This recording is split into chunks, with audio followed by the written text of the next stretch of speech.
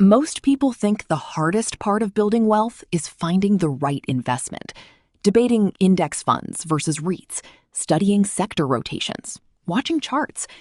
But the people who actually get wealthy, quietly and without drama, almost never talk about any of that. What they understand is something far more counterintuitive.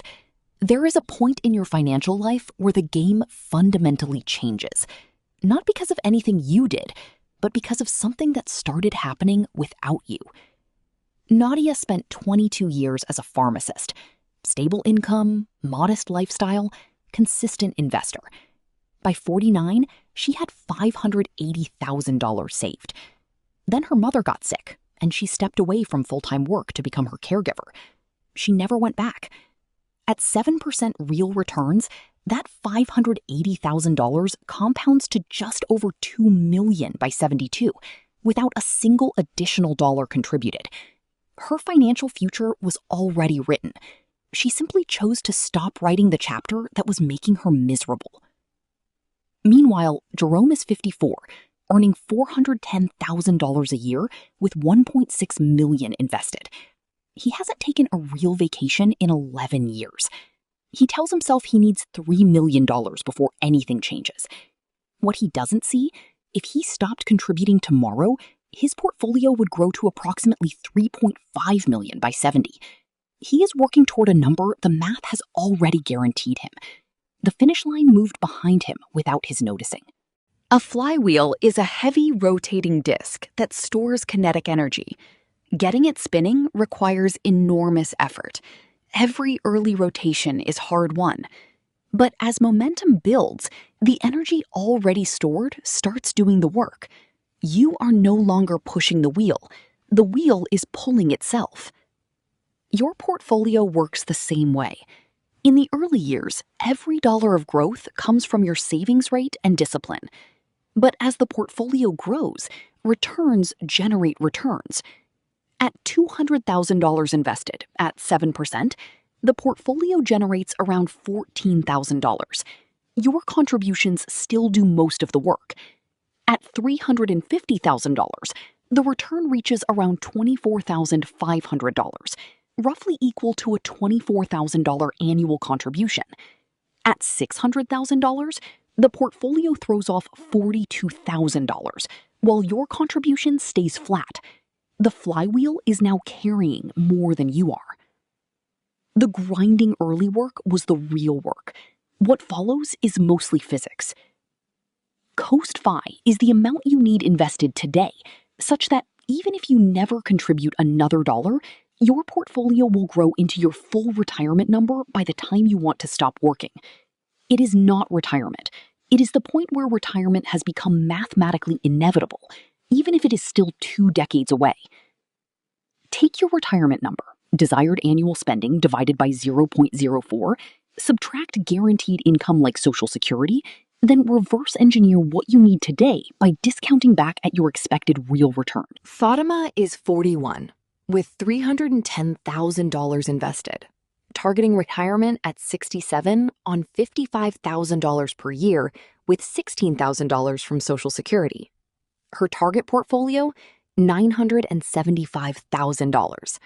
Her Coast FI number at 5% real returns over 26 years, just under $278,000. She crossed it.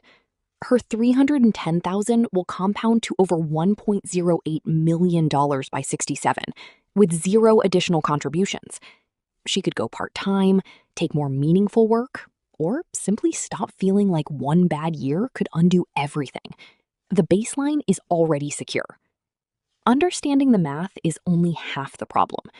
The other half is understanding why people who have already won often cannot stop playing. Loss aversion means we feel the pain of losing roughly twice as intensely as the pleasure of gaining the same amount.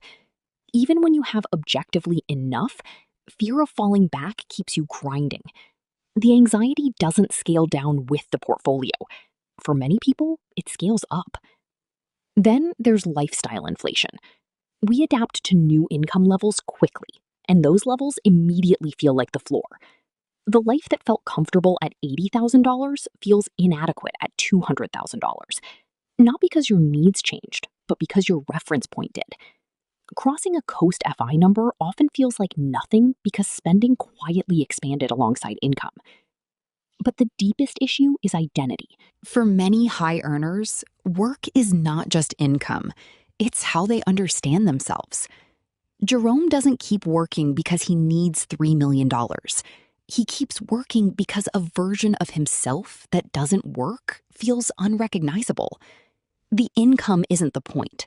The identity is. And that is not weakness. But the financial decisions that follow are rarely ones you would make deliberately. In river ecology, there is a concept about what happens when a river reaches a mature gradient, the point where it stops cutting aggressively through rock and begins to meander. Young rivers are violent and erosive. Mature rivers move differently. They have done the cutting. Now they flow. The energy is still there. It has simply changed character. The investors who genuinely thrive are the ones who recognize when they have become a mature river. They do not mistake the change in pace for stagnation. They understand that the work of their early years created a system that now runs differently, and they design their lives to match that reality. The goal was never the grind. The grind was the only way to build something that could eventually make the grind unnecessary. Knowing when you have gotten there is the skill nobody puts on a spreadsheet, but it might be the most important financial decision you ever make. If you made it this far, you already understand the point most people miss. Wealth isn't just about earning more, it's about reaching the stage where your money starts carrying the weight for you. The real shift isn't loud. It doesn't announce itself. One day, you just realize the system is no longer dependent on constant effort, and your job becomes less about survival and more about direction. If this idea changed how you think about money, don't just scroll past it. Subscribe for more deep breakdowns like this. And stay tuned, because the next level of financial thinking is where things start getting even more interesting.